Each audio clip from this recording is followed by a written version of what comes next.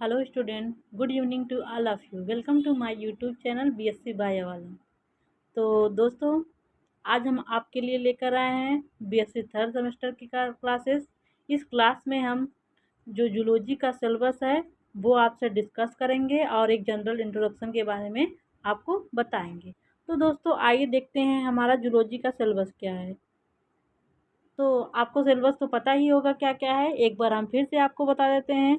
देखिए, हमारा जो थियरी का पेपर है उसका नाम है molecular biology, bio instrumentation and biotechnique. Okay बच्चों, फिर जैसा कि अनदर पेपर में था, वो पेपर 8 यूनिट में डिवाइड है, तो सेम प्रोसेस इसमें भी है, ये भी पेपर 8 यूनिट में डिवाइड है।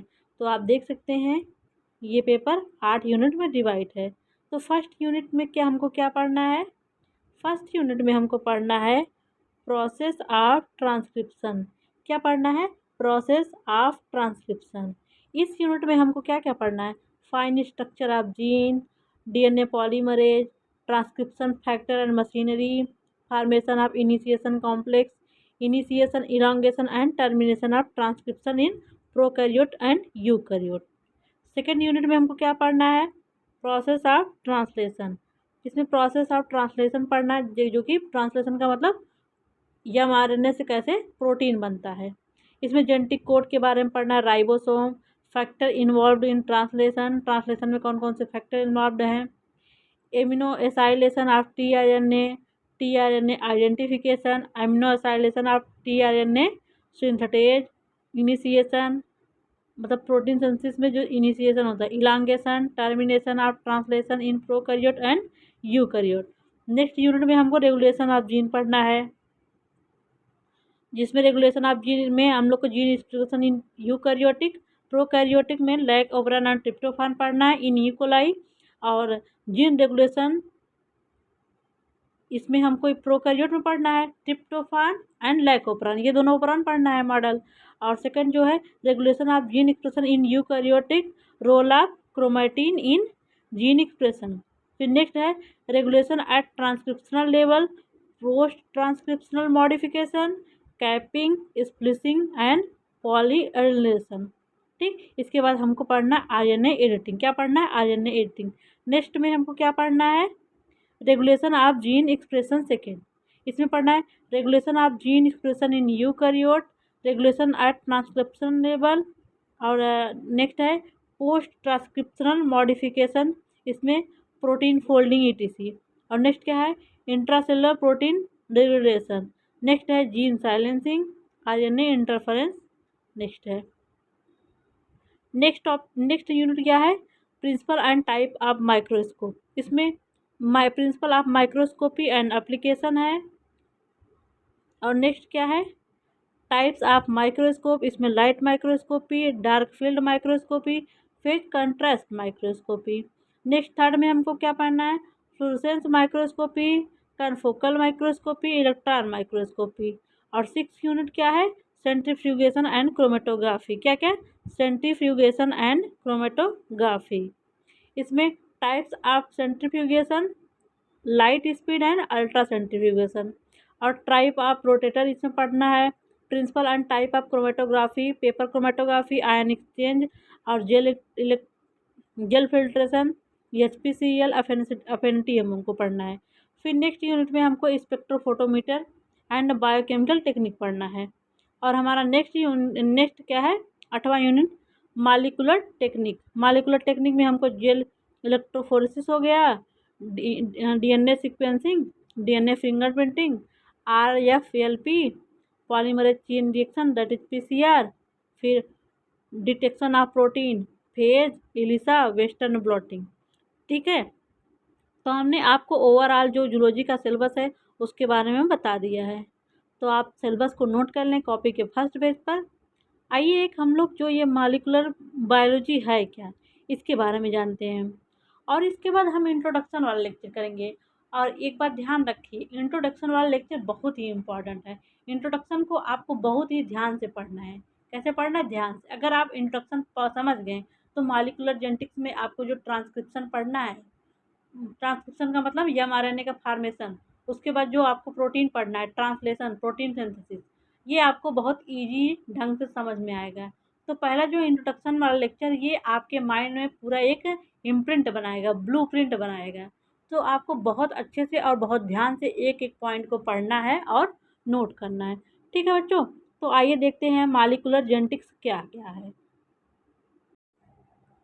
तो बच्चों आइए देखते हैं मॉलिक्यूलर जेनेटिक्स क्या है। पहले हम डिफिनीशन देखते हैं मॉलिक्यूलर जेनेटिक्स की। तो मॉलिक्यूलर जेनेटिक्स क्या है? It is field of biology that studies the structure and function of gene at a molecular level. किस लेवल पे? मॉलिक्यूलर जेनेटिक्स में हमको जीन की स्टडी करना है। किस चीज़ की स्टडी करना है? किस चीज़ की स्टडी करना है बच्चों? जीन की। किस लेवल पे? मॉलिक्यूलर लेवल पे। मॉलिक्यूलर लेवल का मतलब जीन बना है, लेकिन किस चीज़ का बना है? सब लोग बोलते हैं it is segment of DNA. Gene क्या है? Segment of DNA. लेकिन उस सेगमेंट में क्या क्या है? प्रोटीन है या कार्बोहाइड्रेट है या लिपिड है? क्योंकि इसी चीज़ का ही बना होगा ना। अगर वो जीन है कोई दूसरा लोहा का तो बना नहीं होगा। उसमें कार्बोहाइड्रेट, लिपिड, प्रोटीन यही सब होगा ना। तो इसमें जीन का स्ट्रक्चर मॉलिक्यूलर लेवल पर किया जाता है। मॉलिक्यूल में क्या क्या है? ठीक बच्चों, किसका स्ट्रक्चर किया जाएगा? जीन का एट मॉलिक्यूलर लेवल पे। And thus employ method of both molecular genetics and molecular biology and molecular genetics. ये मेथड दोनों के लिए अप्लाई होता है, जो कि मॉलिक्यूलर बायोलॉजी और मॉलिक्यूलर जेनेटिक्स के लिए। और क्या पढ़ते हैं हम लोग? Understanding the molecular basis of biological process तो स्टडीज ऑन जीन। देखिए, जीन क्या है? Basic unit of heredity. Gene कैसे वर्क करता है? ये जीन एक प्रोटीन को कोड करता है और प्रोटीन डिफरेंट स्ट्रक्चर बनाता है। तो इसको हम इसमें समझेंगे जीन कैसे वर्क करता है। और नेक्स्ट हम लोग करेंगे स्टडी ऑफ जीन स्ट्रक्चर। हम लोग इसमें जीन का स्ट्रक्चर भी पढ़ते हैं, फंक्शन एंड रेगुलेशन। देखिए स्ट्रक्चर जो आपका पहला यूनिट का पहला टॉपिक है, फाइन स्ट्रक्चर ऑफ जीन, वही ये स्ट्रक्चर ऑफ जीन है। और फंक्शन में कैसे वो कार्य करता है, कैसे कार्य करता है फंक्शन में? वो प्रोटीन बनाता है, वो उसमें ट्रांसलेशन हम लोग पढ़ेंगे। और रेगुलेशन में लैक ओपेरान पढ़ेंगे, ट्रिप ओपेरान पढ़ेंगे। ओके बच्चों, और इसमें और क्या दिया है? Study of gene and how they express. और जीन कैसे एक्सप्रेस होते हैं ये भी हम लोग पढ़ेंगे। क्या पढ़ेंगे? जीन कैसे एक्सप्रेस होंगे। तो ये हमने आपको मॉलिक्यूलर जेनेटिक्स की डिफिनीशन बता दिया। अब आगे देखते हैं हम लोग। आप लोग सुने होंगे ना, न्यूक्लियोटाइड क्या है, न्यूक्लियोसाइड क्या है, न्यूक्लिक एसिड क्या है, डीएनए क्या है, आरएनए क्या है, एमआरएनए, आरएनए, टीआरएनए। ये बहुत सारी कंफ्यूजिंग टर्म को आज हम दूर करेंगे। आप लोग सुने होंगे प्यूरिन क्या है, पिरिमिडीन क्या है, एडेनिन, ग्वानिन, साइटोसिन। ये सब के बारे में आज ये जो बेसिक छोटे छोटे कॉन्सेप्ट हैं उसको हम आपको बेहतरीन तरीके से समझाएंगे। तो आइए बच्चों देखते हैं। बच्चों देखिए, नोट्स में मैंने मेंशन कर दिया है, ये बीएससी थर्ड सेमेस्टर के लिए है। सॉरी, थर्ड सेमेस्टर के लिए नहीं है। अगर सब कोई भी पढ़ेगा तो उसको नॉलेज के अलावा और कुछ नहीं मिलने वाला है, और उसको समझ में आ जाएगा कि हमारे शरीर में क्या क्या प्रोसेस कैसे होती हैं। तो हर सेमेस्टर वाले बच्चे जिनका कॉन्सेप्ट नहीं क्लियर है, इसको देखेंगे तो उनको बहुत ही बेनिफिट होगा। और यूनिट क्या है? प्रोसेस ऑफ ट्रांसक्रिप्शन, जो कि पहली यूनिट है हमारी। इसमें हम पहला जो टॉपिक था फाइन स्ट्रक्चर ऑफ जीन। तो हम पहले ये जो पहला टॉपिक है फाइन स्ट्रक्चर ऑफ जीन ना पढ़ के पूरे मॉलिक्यूलर जेनेटिक्स का जो इंट्रोडक्शन वाला लेक्चर है वो करेंगे। क्या करेंगे? मॉलिक्यूलर जेनेटिक्स का इंट्रोडक्शन लेक्चर। आइए देखते हैं इसमें इस नोट में हमने क्या क्या लिया है आपको लिए। पहले जेनेटिक मटेरियल क्या है? जेनेटिक मटेरियल क्या है? द सबस्टेंस, सॉरी ये दैट नहीं है, दैट है, that control inheritance of character over are traits. Character over are traits, character मतलब क्या होता है? Good. From one generation to next generation called genetic material. क्या कहते हैं उसको? Genetic material. जैसे देखिए, जैसे किसी के पापा का करेक्टर उसके बच्चों में जाना किसके कैसे जाता है? ये जेनेटिक मटेरियल के द्वारा जाता है। जैसे इसका डीएनए इनमें जाएगा तो वो जो इन्फॉर्मेशन है वो फादर से बच्चों में पहुंचेगा। कैसे पहुंचेगा? ये फादर से बच्चों में पहुँचेगा। जेनेटिक इंफॉर्मेशन जो है जेनेटिक मटेरियल के माध्यम से पहुँचेगा। और जेनेटिक मटेरियल में होंगे क्या, डीएनए या फिर आरएनए। क्या होंगे, यूकैरियोटिक में मैक्सिमम केसेस में डीएनए होगा और कैरियोट वाले केस में आरएनए हो सकता है। ओके बच्चों, तो जेनेटिक मटेरियल क्या है, the substance that control inheritance of character over are trait from one generation to next generation, उसको क्या कहते हैं, जेनेटिक मटेरियल। यहाँ हमने लिखा है जेनेटिक मटेरियल क्या क्या हो सकता है, DNA over R RNA. Mostly genetic material is DNA but in member of ribovirus. जो वायरस, देखिए वायरस का डिवीजन हम लोग ऐसे करते हैं, डीऑक्सी राइबोवायरस और राइबोवायरस। राइबोवायरस में ऐसे वायरस होंगे जो डीएनए वायरस होंगे जिसमें डीएनए होगा, और राइबोवायरस में ऐसे वायरस होंगे जिसमें आरएनए होगा। जैसा कि आप जानते हैं वायरस कैसे बने होते हैं, न्यूक्लियो प्रोटीन को। न्यूक्लियो प्रोटीन का मतलब न्यूक्लिक एसिड और प्रोटीन बस यहाँ पे होता है। न्यूक्लिक एसिड में डीएनए होगा या फिर आरएनए होगा और प्रोटीन होगा। तो जो वायरस होंगे इनका जेनेटिक मटेरियल आरएनए हो सकता है और डीएनए भी हो सकता है। लेकिन जो यूकैरियोटिक मेंबर होते हैं जैसे ह्यूमन हो गए, फिशेज हो गए, और यहाँ से लेके प्रोटोजोआ से लेके पूरा कार्डेटा तक, और प्लांट की बात कर लिया जाए तो मोनरा को छोड़कर प्रोटिस्टा से लेकर पूरा एंजियोस्पर्म तक। प्रोटिस्टा तो ये हो गया, उसके बाद फंजाई को ले लीजिए आप, प्लांटी को ले लीजिए, एनिमलिया को ले लीजिए। इनमें सब में जो यूकैरियोटिक ऑर्गेनिज्म ये सब है, और इनका जेनेटिक मटेरियल क्या होगा, डीएनए। क्या हो गया बच्चों, डीएनए। आइए देखते हैं जेनेटिक मटेरियल करेक्टर क्या होगा। जैसे कोई भी सबस्टेंस है वो जेनेटिक मटेरियल है तो उसके करेक्टर क्या होने चाहिए जेनेटिक मटेरियल बनने के लिए। प्रोटीन क्यों नहीं जेनेटिक मटेरियल बन जाता, तो इसके कुछ करेक्टर होना चाहिए। तो हम आइए देखते हैं character of genetic material. Genetic material के करेक्टर क्या हैं। Genetic material should B structurally and chemically stable. क्या होना चाहिए, स्टेबल होना चाहिए। ऐसा नहीं कि मतलब फादर से बच्चों में जाते ही वो डिस्ट्रॉय हो जाए, वह एक दूसरे में चेंज हो जाए, तो स्टेबल तो वो नहीं रहेगा। स्टेबल होना चाहिए, जैसे एक जनरेशन से दूसरे जनरेशन में एज सच पास हो जाए, ना कि चेंजेस हो जाए। तो genetic material should B structurally and chemically stable. कैसा होना चाहिए, स्टेबल होना चाहिए। एबल टू रिप्लिकेट, अगर रिप्लिकेट नहीं होगा तो बच्चों में फादर से डीएनए की कॉपी कैसे जाएगी। जैसे फादर का क्रोमोसोम है उसकी कॉपी ही बच्चों में जाती है, तो उसके करैक्टर की कॉपी जाएगी बच्चों में। तो अगर ये रिप्लिकेशन की कैपेसिटी इसमें नहीं रहेगी तो वह बच्चों में कैसे जाएगी। तो genetic material should be able to replicate. क्या, एबल टू रेप्लिकेट। अब नेक्स्ट क्या है, have heredity information in coded form in DNA और आरएनए। ओके बच्चों, जेनेटिक मटेरियल कोड के फॉर्म में होना चाहिए, जैसे AUGACC ऐसे होता है ना, ये कोड के फॉर्म में होना चाहिए। नेक्स्ट क्या है, able to express its effect in the form of Mendelian character. Mendel वाला हम आपने जेनेटिक्स में पढ़ा होगा मेंडल के रूल, तो मेंडल के जो रूल हैं उनके अनुसार ये अपने करेक्टर को एक्सप्रेस करें। क्या करें बच्चों, एक्सप्रेस करें। और नेक्स्ट क्या है, should have power of mutation. क्या, इनमें म्यूटेशन की पावर। तो बच्चों क्या होनी चाहिए, power of mutation.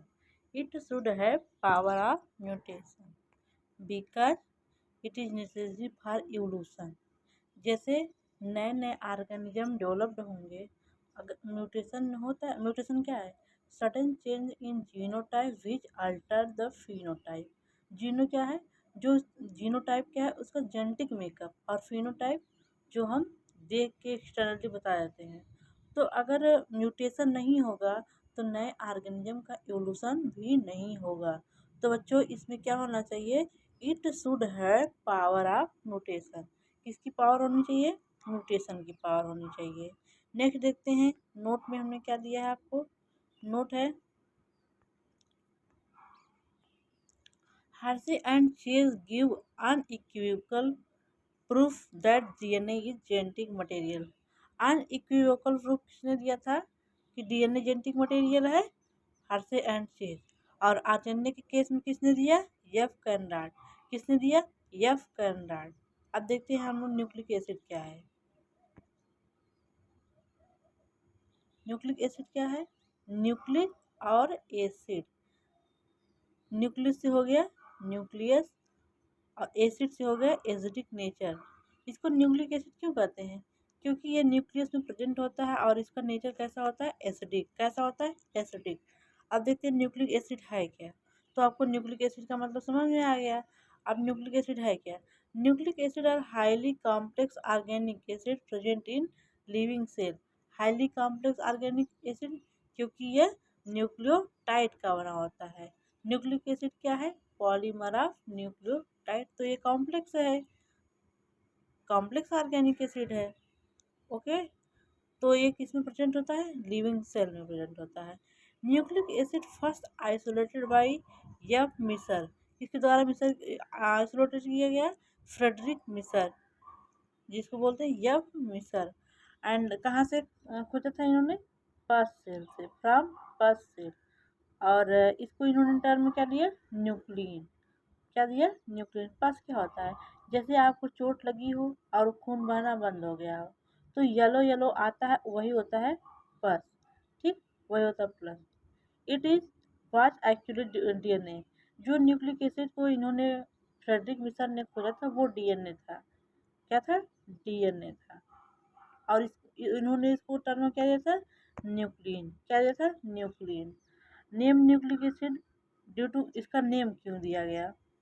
Due to it occurs in nucleus, जैसा कि हमने ऊपर बताया था, and being acidic in nature. यह न्यूक्लियस में पाया जाता है और इसका एसिडिक नेचर होता है। ठीक है, इसलिए इसको बोलते हैं न्यूक्लिक एसिड। क्या बोलते हैं? Nucleic acid. अब हम देखते हैं आगे टाइप्स ऑफ न्यूक्लिक एसिड। हमने बताया है न्यूक्लिक एसिड डीएनए या आरएनए हो सकता है। क्या हो सकता है? डीएनए या आरएनए। तो यहाँ पे हमने दो टाइप का न्यूक्लिक एसिड बताया है, डीएनए और आरएनए। डीएनए का फुल फॉर्म क्या है? Deoxy ribo nucleic acid. RNA का फुल फॉर्म क्या है? Ribo nucleic acid. क्या है? Ribo nucleic acid. Nucleic acid are polynucleotide. इसकी यूनिट यूनिट देखिए, न्यूक्लिक एसिड है ये ये एक एक न्यूक्लियोटाइड मिलकर न्यूक्लिक एसिड बनता है और इनके बीच में जो बॉन्ड है फास्फोडाइस्टर बॉन्ड है। ये देखिए न्यूक्लियोटाइड हो गया, न्यूक्लियोटाइड, और पूरा ये जो हो गया ये polynucleotide. Okay, polynucleotide uncomposed of monomeric unit called nucleotides. जैसे देखिए कोई भी लार्ज मॉलिक्यूल है ना, जैसे हो गया प्रोटीन, तो प्रोटीन की यूनिट क्या होगी? प्रोटीन की यूनिट क्या होगी? Amino acid. तो एमिनो एसिड मिलके ये बनाएंगे प्रोटीन। तो इसका मोनोमर मतलब एक यूनिट क्या हो गई? Amino acid. और ये जो चेन बना इसको पॉलीमर बोलते हैं। क्या बोलते हैं? पॉलीमर। पॉलीमर किसका बना होता है? बेसिक यूनिट जो कि मोनोमर है एमिनो एसिड का। तो ऐसे ही जो न्यूक्लियोटाइड है हमारा, जो न्यूक्लिक एसिड है हमारा, वो पॉली न्यूक्लियोटाइड होता है, मतलब मैनी न्यूक्लियोटाइड का बना होता है। और उस इसको यूनिट जो होने होता है, जैसे प्रोटीन का हमने बताया एमिनो एसिड मोनोमेरिक यूनिट है, वैसे इसका मोनोमेरिक यूनिट को क्या बोलते हैं? न्यूक्लियोटाइड। क्या बोलते हैं? न्यूक्लियोटाइड। इसको ध्यान दीजिए आप लोग, क्या बोलते हैं? न्यूक्लियोटाइड। अब न्यूक्लियोटाइड बना कैसे होता है? न्यूक्लियोटाइड ही कैसे बना होता है? न्यूक्लियोटाइड में होता है पेंटोज शुगर। पेंटोज शुगर क्यों कहते हैं इसको? क्योंकि ये 5 कार्बन का बना होता है। कितने कार्बन का? 5 कार्बन। C5H10O4। ये हो गया जो डीएनए में पाई जाने वाली शुगर है उसको बोलते हैं डी ऑक्सी राइबोस शुगर। और आरएनए की शुगर हो गई C5H10O5। इसको क्या बोलते हैं? Ribose sugar. इसको डीऑक्सीराइबोस शुगर। अच्छा, डीऑक्सीराइबोस शुगर क्यों बोलते हैं? देखिए यहाँ पे ऑक्सीजन 4 है और यहाँ पे ऑक्सीजन 5 है, तो यहाँ पे एक ऑक्सीजन कम है, इसलिए इसको बोलते हैं डी ऑक्सी। क्या बोलते हैं? डीऑक्सी, और इसको क्या बोलते हैं, राइबोस शुगर। ये डीऑक्सी राइबोस शुगर, ये हो गया राइबोस शुगर। और इसमें क्या है, पेंटोस शुगर है और नाइट्रोजनस बेस है और फास्फोरिक एसिड है। तो पेंटोस शुगर और नाइट्रोजनस बेस मिलकर न्यूक्लियोटाइड बनाते, सॉरी यहाँ न्यूक्लियोसाइड होगा, ओके, न्यूक्लियोसाइड बनाएंगे। अगर ये तीनों मिल जाएंगे तीनों तो न्यूक्लियोटाइड बनेगा, ठीक है। तो पेंटोस शुगर और नाइट्रोजन बेस मिलकर क्या बनाते हैं, न्यूक्लियोसाइड। क्या बनाते हैं, न्यूक्लियोसाइड। अब एक एक का स्टडी हम करते हैं। अब देखिए डीएनए है, इसका फुल फॉर्म क्या है, डीऑक्सीराइबो न्यूक्लिक एसिड। ये क्या है, माइक्रो मॉलिक्यूल, और इसकी जो यूनिट है, मोनोमर यूनिट है, वो बोलते हैं न्यूक्लियोटाइड। क्या बोलेंगे, न्यूक्लियोटाइड। देखिए हमने यहाँ बताया था, it is micromolecule composed of long chain of deoxyribo nucleotide, deoxyribo nucleotide. ठीक है बच्चा। अब डीएनए कैसा है, DNA is long unbranch spirally coiled in eukaryotic. देखिए यूकैरियोटिक डीएनए ऐसे स्पाइरली कॉइल्ड होता है और प्रोकैरियोटिक डीएनए ऐसे सर्कुलर होता है। यही हमने यहाँ पे लिखा है, DNA is long unbranch spirally coiled in eukaryote and circular in eukaryote. Eukaryote का डीएनए सर्कुलर, सॉरी प्रोकैरियोट का डीएनए सर्कुलर होता है। कैसा होता है प्रोकैरियोट डीएनए, सर्कुलर होता है। ये वेरी वेरी इंपॉर्टेंट है, आप याद करिए। और eukaryotic DNA long unbranch spirally coiled होता है। कैसा होता है, स्पाइरली कॉइल्ड। और देखिए डीएनए का नेचर क्या है, DNA is acidic substance present in nucleus but in cytoplasm, example mitochondria. जैसा कि हमने आपको बताया, डीएनए जनरली न्यूक्लियस में प्रेजेंट होता है, but some DNA are cytoplasmic DNA, जो कि माइटोकॉन्ड्रिया और प्लास्टिड में पाए जाते हैं। कहाँ पाए जाते हैं, माइटोकॉन्ड्रिया और प्लास्टिड में।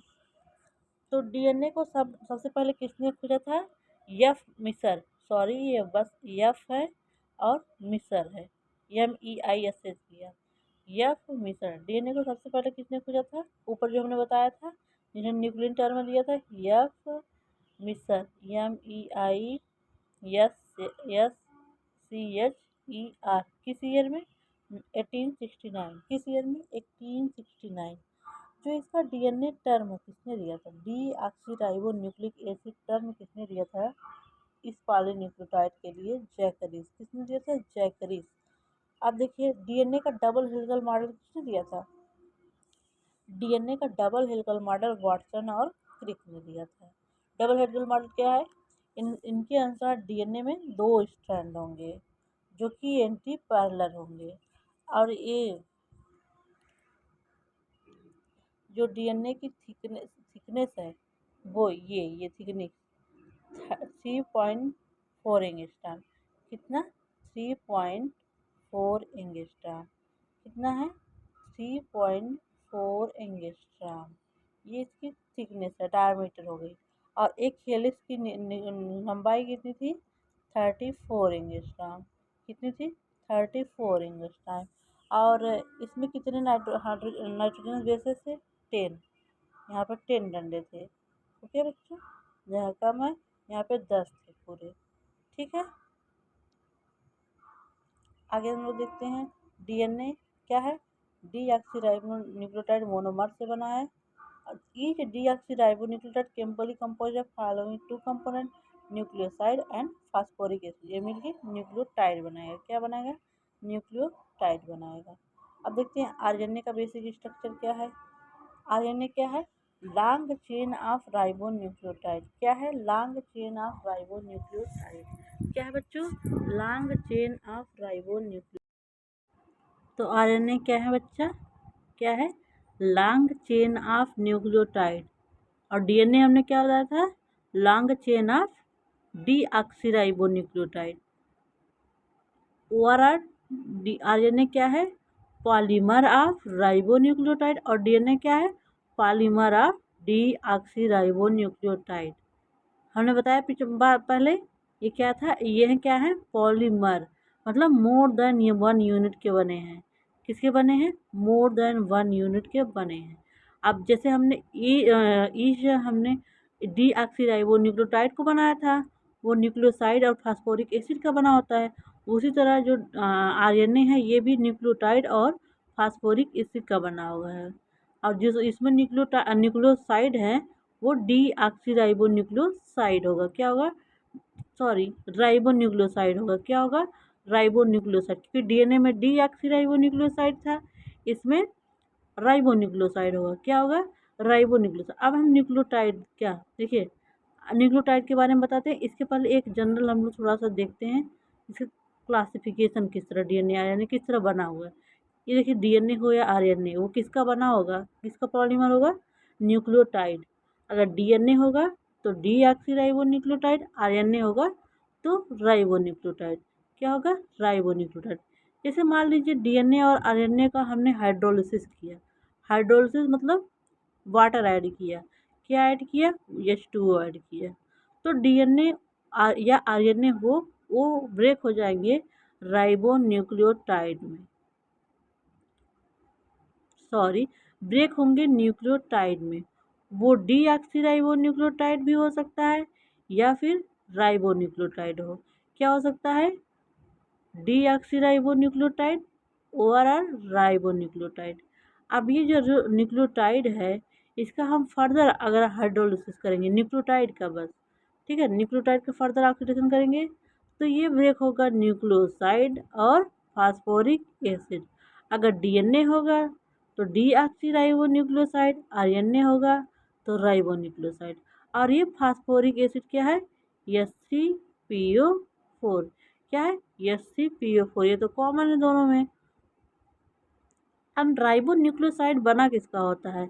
राइबोन्यूक्लियोसाइड बना होता है नाइट्रोजनस बेसिस और शुगर। किसका? Nitrogenous bases. नाइट्रोजनस बेसिस होता है और शुगर का बना होगा। शुगर अगर डीएनए है डीऑक्सीराइबोस शुगर, आरएनए है तो राइबोस शुगर। क्या होगा? क्या होगा? Ribose sugar. अब नाइट्रोजनस बेस में देखते हैं क्या क्या है। प्यूरीन है और पिरीमिडीन है। क्या है? प्यूरीन है और पिरीमिडीन है। क्या क्या है? प्यूरीन और पिरीमिडीन। प्यूरीन में क्या है? एडेनिन और गुआनिन। क्या क्या है? ए मतलब एडेनिन और गुआनिन। एडेनिन और गुआनिन, इसको आप याद कर लीजिए। प्यूरीन में क्या होगा? एडेनिन और गुआनिन। पिरीमिडीन में क्या होगा? पिरीमिडीन देखिए डीएनए में अलग होगा, आरएनए में अलग। पिरीमिडीन देखिए साइटोसिन दोनों कॉमन है। अगर डीएनए होगा तो उसमें थायमिन होगा, आरएनए होगा तो उसमें यूरेसिल होगा। किसकी जगह पे? थायमिन की जगह पे। तो डीएनए में क्या है? Cytosine, thiamine. और आरएनए में क्या होगा? साइटोसिन और यूरेसिल। क्या होगा? साइटोसिन और यूरेसिल। तो डीएनए का नाइट्रोजनस बेस क्या है? Adenine, guanine, cytosine, thymine. क्या क्या? Adenine, guanine, cytosine, thymine. RNA का क्या हो गया? Adenine, guanine, cytosine, uracil. क्या क्या? यूरेसिल। ये हो गया आरएनए का, ये हो गया डीएनए का। तो बच्चों इतना आपको समझ में आ गया। हमने डीएनए आरएनए कैसे बनते हैं? पॉलीन्यूक्लियोटाइड। ये तो हमने कई बार आपको बताया कैसा बना होता है पॉलीन्यूक्लियोटाइड। और जो पॉलीन्यूक्लियोटाइड है वो form by nucleotide by phosphodiester bond. जैसे ये एक न्यूक्लियोटाइड है ना, ये मिलके पॉलीन्यूक्लियोटाइड बनाएगा। क्या बनाएगा? पॉलीन्यूक्लियोटाइड। और इसके बीच में जो बॉन्ड है, ये जो बॉन्ड है ये है हमारा फास्फोडाइएस्टर बॉन्ड। फास्फोडाइएस्टर बॉन्ड कौन सा बॉन्ड है? Phosphodiester bond. तो bond present between bond which join two nucleotide called phosphodiester bond. कौन सा बॉन्ड है? Phosphodiester bond. तो ये जो पॉलीन्यूक्लियोटाइड के बीच में बॉन्ड है वो कौन सा बॉन्ड है? Phosphodiester bond. फास्फोडाइएस्टर बॉन्ड क्या करता है? ये टू न्यूक्लियोटाइड को जोड़ता है। किसको जोड़ता है? दो न्यूक्लियोटाइड को जोड़ता है। अब देखते हैं चारगाफ्स रूल क्या है। चारगाफ रूल को किसने दिया था? चारगाफ। मतलब इरविन चारगाफ। किस सन में? 1950 में। किस सन में चारगाफ रूल को खोजा गया था? 1950 में। और द रूल, ये रूल किसका है? The rule of basis composition in DNA. ये डीएनए की बेस कंपोजिशन के बारे में इन्होंने दिया था पहले इधर। इसमें क्या है? पहला है the concentration of adenine is equal to thymine. Adenine का कंसंट्रेशन कितना हो, किसके बराबर होगा, थायमिन के बराबर होगा। किसके बराबर होगा, थायमिन। और ग्वानिन का कंसंट्रेशन किसके बराबर होगा, साइटोसिन। ये ब्रैकेट में हमने ये कंसंट्रेशन का निशान है। तो concentration of adenine is equal to thymine, concentration of guanine is equal to cytosine. किसके इक्वल है, साइटोसिन। वही प्यूरिन बराबर पिरिमिडिन। प्यूरिन क्या था, एडेनिन, ग्वानिन, और पिरिमिडिन था साइटोसिन, थायमिन।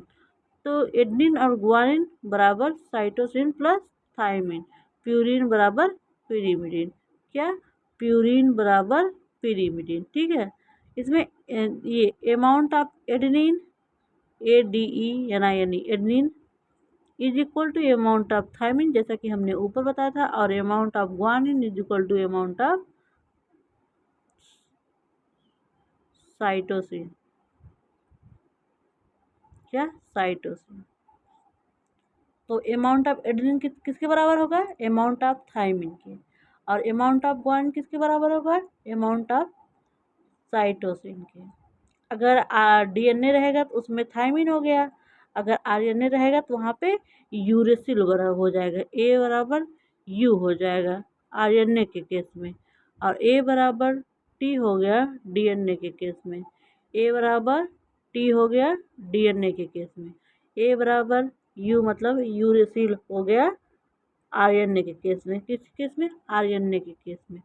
अब देखते हैं एक न्यूक्लियोसाइड क्या है, क्योंकि जो न्यूक्लियोटाइड है वो न्यूक्लियोसाइड और फास्फोरिक एसिड का बना होता है। अब न्यूक्लियोसाइड देखते हैं क्या है, इसके बारे में देखेंगे हम लोग। Nucleoside chemically composed of sugar and nitrogenous bases. जैसा कि जब हम क्लासिफिकेशन कर रहे थे वहाँ आपने बताया था कि न्यूक्लियोटाइड हो, DNA होगा और RNA होगा, उसका जब हम हाइड्रोलिसिस करेंगे तो वो न्यूक्लियोटाइड में ब्रेक हो जाएगा। देखिए न्यूक्लियोटाइड, T मतलब 3, तो यहाँ पे न्यूक्लियोटाइड में होंगे नाइट्रोजिनस बेस, शुगर और एसिड। जब तीनों होंगे तो उसको न्यूक्लियोटाइड बोलते हैं। और न्यूक्लियोसाइड में क्या क्या होगा, बस नाइट्रोजनस बेस और शुगर। क्या होगा, नाइट्रोजनस बेस और शुगर। साइड मतलब सेकंड से याद कर लीजिएगा 2, और टाइड मतलब 3 याद करिए। ट्राई मतलब 3 होता है ना, टाइड मतलब 3। अगर तीनों होंगे क्या क्या, शुगर, नाइट्रोजनस बेस और फास्फोरिक एसिड, तो वह टाइड होगा। अगर बस फास्फोरिक एसिड एब्सेंट हो जाए, क्या क्या प्रेजेंट हो, शुगर और नाइट्रोजनस बेस, तो उसको बोलेंगे न्यूक्लियोसाइड। क्या बोलते हैं, न्यूक्लियोसाइड। अब जो ये नाइट्रोजनस बेसेस हैं वो शुगर से किस बॉन्ड के द्वारा जुटे होते हैं, एन ग्लाइकोसिडिक बॉन्ड। किस बॉन्ड के द्वारा, एन ग्लाइकोसिडिक बॉन्ड। ओके। अब जो दो न्यूक्लियोटाइड के बीच में बॉन्ड था वो क्या बॉन्ड था, फास्फोडाइएस्टर बॉन्ड। क्या था, फास्फोडाइएस्टर बॉन्ड। देखिए ये हमने बनाया एक शुगर, क्या है, एक शुगर है। कौन सी शुगर है ये, डी ऑक्सीराइबोस शुगर। कौन सी शुगर है, डी ऑक्सीराइबोस शुगर। ये इसका एक ऑक्सीजन हो गया, ये देखिए ये हमने बना दिया शुगर। ओके। यहाँ पे सेकेंड पोजीशन पे देखिए एच है, इसमें ऑक्सीजन कितने हैं, 1 2 3 4, तो O4 हो गया। और 10 हाइड्रोजन है, कार्बन कितने हो गए, 1 2 3 4 5, 5 कार्बन है। हाइड्रोजन कितने हैं, 1 2 3 4 5 6 7 8 9 10। तो इसका फार्मूला क्या हो गया, C5H10O4, जो कि एक डी ऑक्सीराइबोस शुगर है। जब इस शुगर में हम लोग nitrogenous base purine, OR pyrimidine को ऐड करेंगे तो ये बनाएगा न्यूक्लियोसाइड। क्या बना दिया, न्यूक्लियोसाइड। अब इस न्यूक्लियोसाइड को देखिए हम, और न्यूक्लियोसाइड में क्या क्या है, शुगर है और नाइट्रोजनस बेस है। और नाइट्रोजनस बेस ये शुगर से किस बॉन्ड के द्वारा जुड़े हैं, हमने बताया ऊपर ना, एन ग्लाइकोसिडिक बॉन्ड। अब आपको हम एन ग्लाइकोसिडिक बॉन्ड दिखाते हैं। ये देखिए ये एक शुगर हो गई, ठीक। नाइट्रोजनस बेस इसकी किस कार्बन पे जुड़ा है, फर्स्ट कार्बन पे। किस कार्बन के, पहले कार्बन पे। ये नाइट्रोजनस बेस हो गया, और इसके बीच में बॉन्ड क्या है, ग्लाइकोसिडिक बॉन्ड। कौन सा बॉन्ड है? Glycosidic bond. ये क्या है? शुगर, और ये नाइट्रोजनस बेस है, और इसके बीच में बॉन्ड कौन सा है? Glycosidic bond. कौन सा? Glycosidic bond. तो दो न्यूक्लियोटाइड के बीच में कौन सा बॉन्ड है? Phosphodiester bond. और जो शुगर है और नाइट्रोजनस बेस के बीच में कौन सा बॉन्ड है? N glycosidic bond. कौन सा? N glycosidic bond. अब देखिए, जो ये न्यूक्लियोसाइड है, ये जो हमने बनाया है, because sugar is deoxyribo sugar so called deoxyribo nucleotide. इसमें इस न्यूक्लियोसाइड को जो हमने बनाया है, उसमें शुगर कौन सी थी? डी ऑक्सीराइबो शुगर थी, तो इसलिए इसको बोलेंगे डी ऑक्सीराइबो न्यूक्लियोटाइड। क्या बोलेंगे? Deoxyribo nucleotide. आगे देखते हैं हम लोग। अगर वही होगा, राइबो शुगर होगा, तो राइबो न्यूक्लियोटाइड बोलते हैं। क्या बोलते हैं? Ribo nucleotide.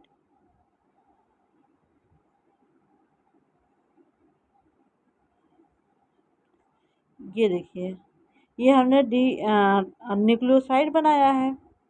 ओके, ये डीएनए का केस है, इसलिए इसको बोलेंगे डी ऑक्सीराइबो न्यूक्लियोसाइड।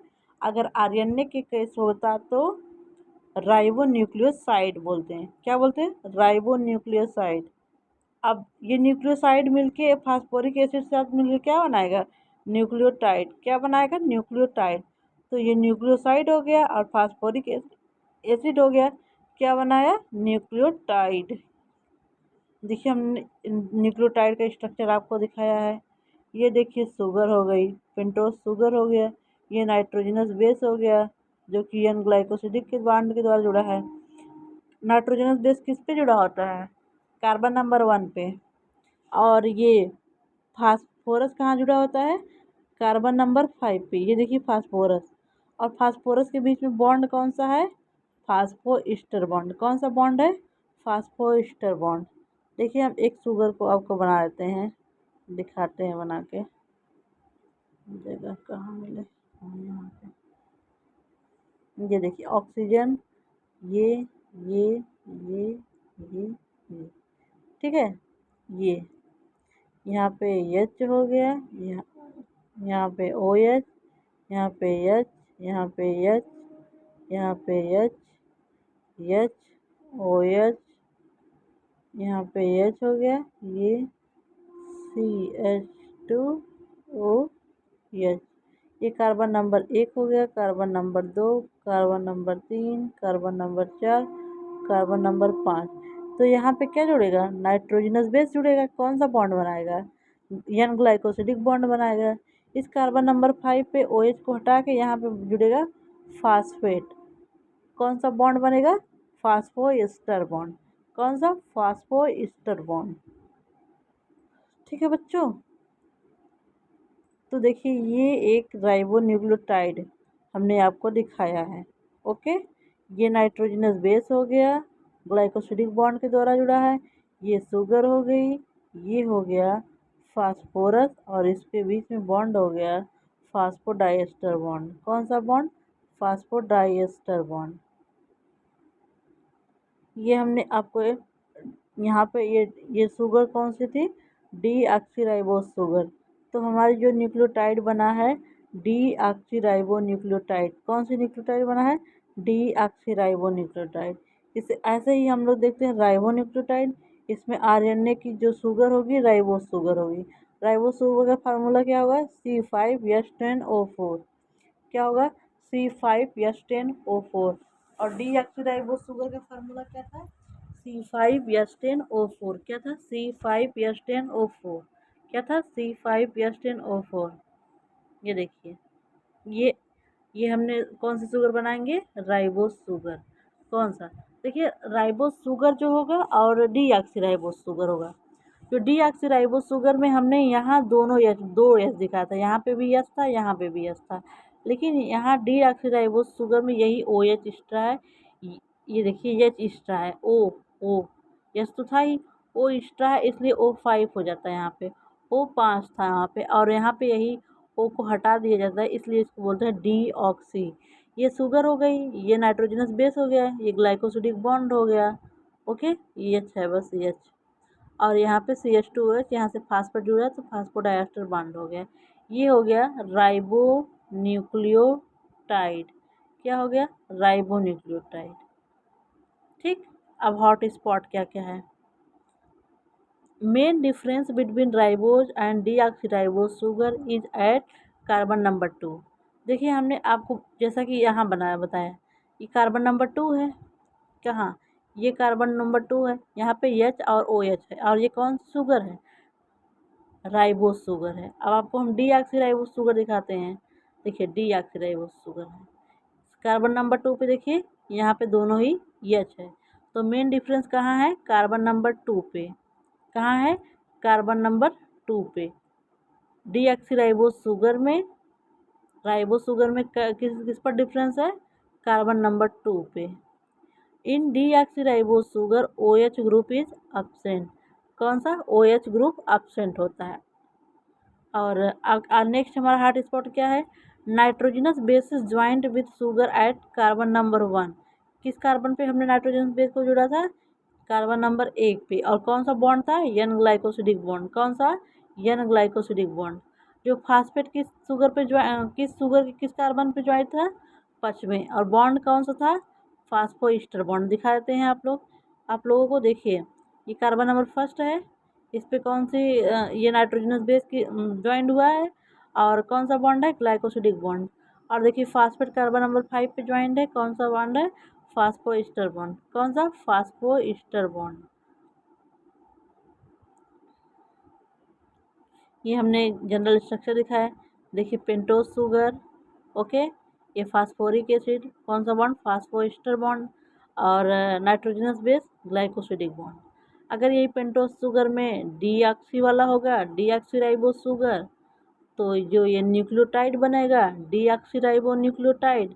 अगर RNA वाली राइबोज शुगर होगी तो राइबो न्यूक्लियोटाइड बनेगा। क्या बनेगा? राइबो न्यूक्लियोटाइड बनेगा। और इस बॉन्ड पॉलीन्यूक्लियोटाइड के बीच अब एक एक न्यूक्लियोटाइड, जो ये न्यूक्लियोटाइड है, ये एक एक न्यूक्लियोटाइड मिलके पॉलीन्यूक्लियोटाइड बनाएगा, जो कि DNA होगा और RNA। तो bond between two polynucleotide is called फास्फोडाइएस्टर bond. जैसा कि हमने आपको स्टार्टिंग में बताया था, ये एक एक न्यूक्लियोटाइड हो गया और इसके बीच का बॉन्ड हो गया फास्फोडाइएस्टर बॉन्ड। क्या है? Phosphodiester bond. जैसा कि स्टार्टिंग में हमने बताया था, DNA किसका बना होता है? Polymer of nucleotide. तो यहाँ पे हमने एक एक न्यूक्लियोटाइड बताया और इसके बीच का बॉन्ड जो बनाया, फास्फोडाइएस्टर बॉन्ड। जो H3PO4 हम आपको दिखाते हैं, वो जो फास्फेट है, फास्फेट के बीच में कौन सा बॉन्ड होता है? Phospho anhydride bond. कौन सा? Phospho anhydride bond. इससे बॉन्ड जब एक एक बॉन्ड ब्रेक होता है तो हम एनर्जी मिलती है। क्या मिलती है? एनर्जी। इसी बॉन्ड के बीच, जैसे ATP होता है, एडिनोसिन ट्राईफास्फेट, इसमें से एक फास्फेट निकल गया था, ADP बन जाएगा, एडिनोसिन डाईफास्फेट। फिर एक और निकल गया तो AMP बन जाएगा। क्या बनेगा? AMP बन जाएगा। ठीक बच्चा। अब देखिए, दो हमने आपको डाई न्यूक्लियोटाइड का स्ट्रक्चर दिखाया है इसमें। किसका स्ट्रक्चर? Die nucleotide. देखिए, एक न्यूक्लियोटाइड ये हो गया, एक न्यूक्लियोटाइड ये हो गया, बीच में फास्फोडाइएस्टर बॉन्ड से दो न्यूक्लियोटाइड जुड़ गए हैं। कैसे जुड़ गए? फास्फोडाइएस्टर बॉन्ड से। ये हो गया डाई न्यूक्लियोटाइड। ऐसे और न्यूक्लियोटाइड जुड़ेंगे, यहाँ पे भी जुड़ेंगे, ऐसे जुड़ेंगे, तो हो जाएगा ये पॉलीन्यूक्लियोटाइड। क्या बनेगा? पॉलीन्यूक्लियोटाइड। जैसे देखते हैं DNA में हम लोग ऐसे देखते हैं ना, एक ये 3' एंड होता है, एक 5', ये 3', ये 5, सॉरी, ये 5', ये 3', क्योंकि एक दूसरे के एंटी पैरेलल होते हैं। तो 5', 3' का कॉन्सेप्ट क्या है? देखिए, ये यहाँ पे फास्फेट किस किस कार्बन पे है? 5वें कार्बन पे है। और यहाँ पे ये ये ये देखिए, ये फास्फेट किस कार्बन पे जुड़ा गया है? 5वें पे। और ये बॉन्ड, ये फास्फोडाइएस्टर बॉन्ड, ये कहाँ है? कार्बन नंबर 3 पे। इसलिए इसको बोलते हैं 5' to 3'। क्या क्या? 5' to 3'। क्या बोलते हैं? 5' to सी प्राइम। ये एक डाइन्यूक्लियोटाइड का स्ट्रक्चर था। अब देखते हैं हम डीएनए का न्यूक्लियोटाइड, डीएनए का न्यूक्लियोसाइड। पहले साइड को देखते हैं, डीएनए का न्यूक्लियोसाइड क्या क्या है। न्यूक्लियोसाइड क्या है हमने बताया, क्या है आपको, नाइट्रोजनस बेस और शुगर। नाइट्रोजनस बेस और शुगर मिलके न्यूक्लियोसाइड बनाएंगे। अब जब डीएनए का न्यूक्लियोसाइड होगा तो उसमें शुगर कौन सी होगी, डीऑक्सीराइबोस शुगर। कौन सी शुगर होगी, डीऑक्सीराइबोस शुगर। तो डीएनए में न्यूक्लियोटाइड कितने प्रकार के होंगे, 4 प्रकार के होंगे। पहला डीऑक्सी एडिनोसिन, दूसरा डीऑक्सी गुआनोसिन, डीऑक्सीसाइटिडीन, डीऑक्सीथाइमिडीन। क्या क्या होगा, डीऑक्सी एडिनोसिन, डीऑक्सी गुआनोसिन, डीऑक्सीसाइटोसिन, डीऑक्सीथाइमिडीन। तो डीऑक्सी एडिनोसिन बना कैसे है, इसमें शुगर, सब में शुगर कौन सी होगी, डीऑक्सीराइबोस शुगर। अगर डीऑक्सी एडिनोसिन होगा तो इसमें एडेनिन नाइट्रोजनस बेस होगा, डीऑक्सी गुआनोसिन होगा, गुआनिन नाइट्रोजनस बेस होगा, डीऑक्सीसाइटिडीन होगा, साइटोसिन नाइट्रोजनस बेस होगा, डीऑक्सीथाइमिन होगा तो थाइमिन नाइट्रोजनस बेस होगा। तो न्यूक्लियोसाइड किसका बना होगा, शुगर और नाइट्रोजनस बेस।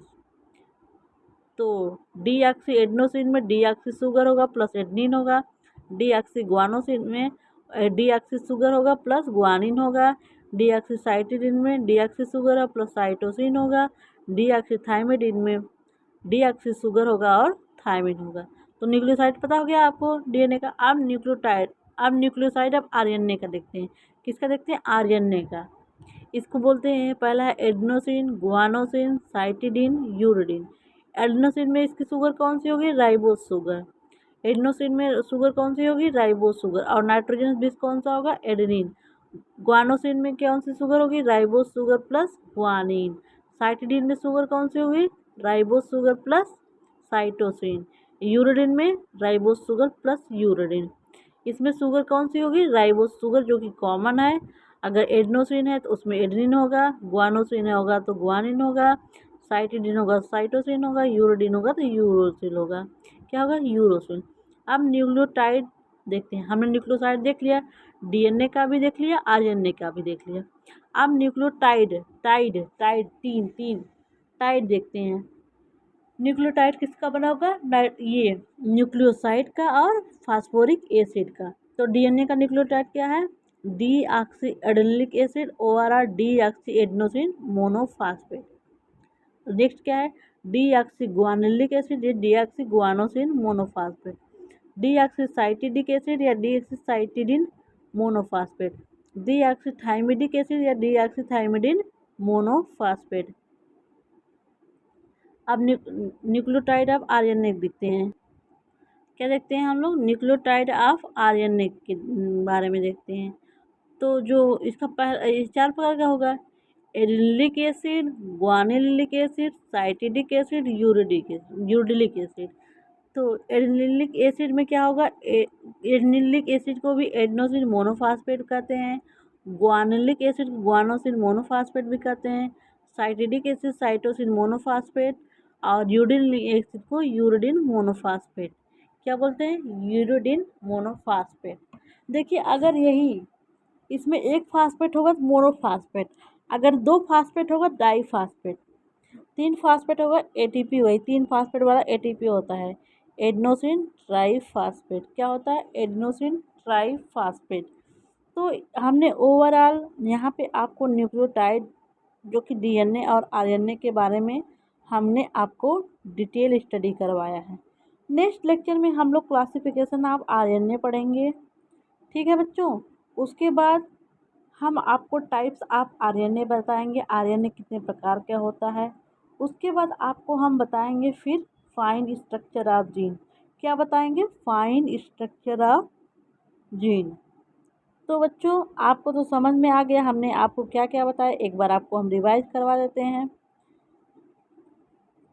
जेनेटिक मटेरियल क्या है, जेनेटिक मटेरियल सबस्टेंस जो करेक्टर या ट्रेट्स को one generation to next generation में पास आउट करता है। जेनेटिक मटेरियल क्या क्या हो सकता है, डीएनए, ओआरआर, आरएनए। और जेनेटिक मटेरियल मोस्टली डीएनए होता है, बट आरएनए कहाँ होता है, वायरसेस में। जेनेटिक मटेरियल करेक्टर क्या है, केमिकली स्टेबल होना चाहिए, एबल टू रिप्लिकेट और फोल्डेड फॉर्म में होना चाहिए, express in effect in Mendeley character, should be mutation power necessary for evolution, unequivocal proof of DNA genetic material किसने दिया था, हार्चे एंड चेज ने। और एफ कैनराट ने राइबोवायरा में दिया था। न्यूक्लिक एसिड क्या है, हाईली कॉम्प्लेक्स ऑर्गेनिक एसिड है। इसको किसने खोजा था, एफ मिसर ने खोजा था। कहाँ से, पास सेल से न्यूक्लियन टर्म दिया। न्यूक्लिक एसिड कहाँ प्रेजेंट होता है, न्यूक्लियस में प्रेजेंट होता है और एसिडिक नेचर में होता है, इसलिए न्यूक्लिक एसिड कहते हैं। न्यूक्लिक एसिड दो टाइप का होता है, DNA RNA. DNA polymer of deoxyribonucleotide, RNA polymer of ribonucleotide. जो राइबो न्यूक्लियोटाइड बना होता है पेंटोज शुगर, नाइट्रोजनस बेस और phosphoric acid.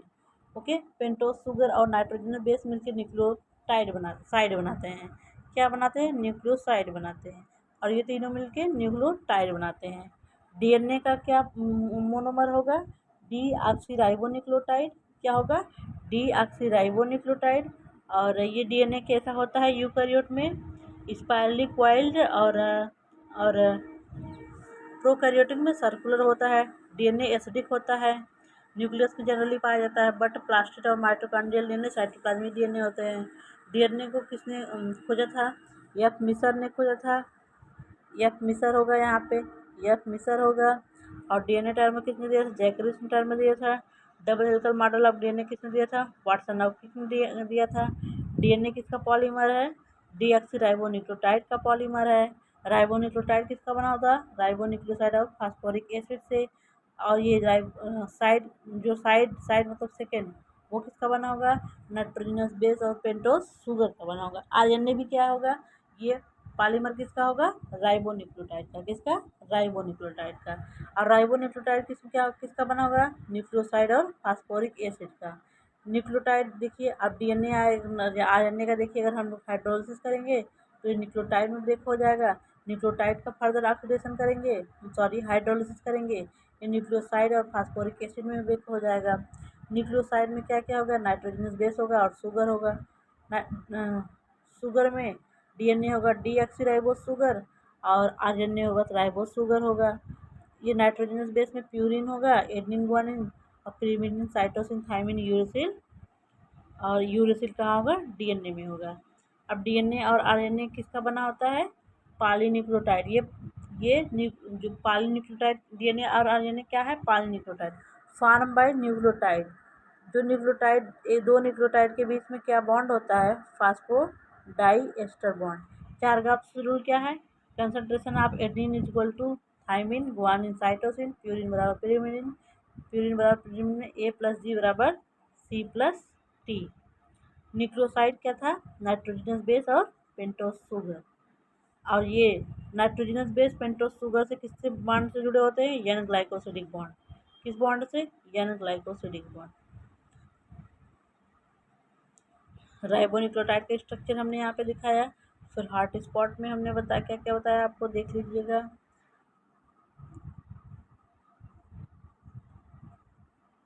Nucleotides of DNA में डीऑक्सी एडेनोसिन, डीऑक्सी गुआनोसिन, डीऑक्सीसाइटिडिन, डीऑक्सीथाइमिडिन। फिर न्यूक्लियोटाइड ऑफ आरएनए का हमने बताया था एडेनोसिन, गुआनोसिन, साइटिडिन, यूरोडिन। और न्यूक्लियोटाइड ऑफ डीएनए में हमने बताया deoxy adenylic acid, deoxy guanylic acid, deoxycytidic acid, deoxythymidic acid. Nucleotide of RNA का adenylic acid, guanylic acid, cytidic acid, uridylic acid. यहाँ पे हमने पहले न्यूक्लियोसाइड बताया था, nucleoside of DNA, nucleoside of RNA, उसके बाद हम लोगों ने न्यूक्लियोटाइड देखा है। अब आगे नेक्स्ट लेक्चर में हम लोग क्लासिफिकेशन ऑफ आरएनए करेंगे। किस क्लासिफिकेशन करेंगे, RNA classification. Thank you so much बच्चों। अगर आप चैनल पे नए हो तो चैनल को सब्सक्राइब कर लीजिए और ज़्यादा से ज़्यादा शेयर करिए। Thank you so much.